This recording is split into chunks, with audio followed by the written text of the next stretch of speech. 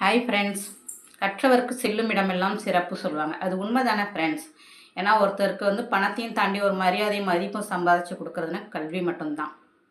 ஏன் சடனாக நான் கல்வியை பற்றி பேசுகிறேன்னா, நான் எடுத்திருக்க ப்ரொஃபஷன் அப்படி. ஃபஸ்ட்டு மை செல்ஃப் இன்ட்ரடியூஸ் பண்ணிக்கிறேன்.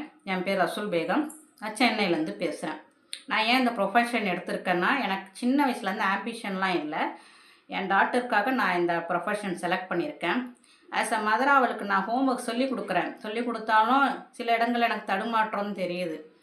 ஏன்னா 12th வரைக்கும் முடிச்சிருக்கேன். ஓரளவு தான் நமக்கு கெப்பாசிட்டி இருக்குது சொல்லிக் கொடுக்க அப்படின்னு நமக்கே ஃபீல் ஆகுது அப்படின்னு நான் நினச்சிட்டு தான் இப்போ அதுக்கு நம்ம இன்னும் கொஞ்சம் எக்ஸ்ட்ரா படிக்கணும் அப்படின்னு திங்க் ஆகும்போது, ஏன் அந்த டீச்சிங் ப்ரொஃபஷனுக்கே போயிடலாம். ஏன்னா நம்ம எவ்வளோ சொல்லிக் கொடுத்தாலும் டீச்சர் லெவலுக்கு நம்மளால் சொல்லிக் கொடுக்க முடியல அப்படின்னு நான் யோசித்தேன். யோசிக்கும்போது எனக்கு நான் சர்ச் பண்ணி எடுக்கும்போது எனக்கு கிடச்சிது டீம் எஜுகேஷன்.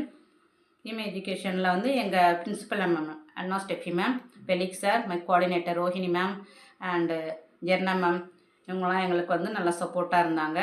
மாண்டசரி மெத்தடில் பசங்களுக்கு எப்படி சொல்லிக் கொடுக்கணும், பசங்களை எப்படி புரிஞ்சிக்கணும், எல்லாமே அவங்க சொல்லி கொடுத்துருக்காங்க. ஆஸ் அ மதராக என் பொண்ணை நான் நல்லா கொண்டு வந்துட்டுருக்கேன். அவளுக்கு ஸ்கூலில் ட்ராயிங்க்கு டீச்சர் கிடையாது. அவளாக ட்ரா பண்ணுவாள்.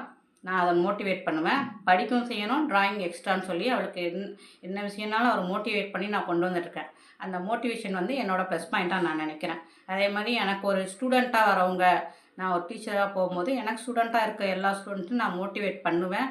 அப்படியே பசங்களை முயற்சி செய்யுங்கன்னு சொல்லுவேன். எப்போவும் முயற்சி திருவினையாக்கும்னு சொல்லுவாங்க. எப்போவுமே எனக்கு வராது அப்படின்னு பசங்களை இருக்காதீங்க. எதுவும் நமக்கு ட்ரை பண்ணணுன்ட்டு ட்ரை பண்ண வைப்பேன். ஆஸ் அ ஹோம் மேக்கராக இருந்து இன்றைக்கி ஒரு டீச்சராக நான் ரெகக்னைஸ் கிடச்சிருக்குன்னா டீம் எஜுகேஷன் தான் காரணம். Thank you team education institute.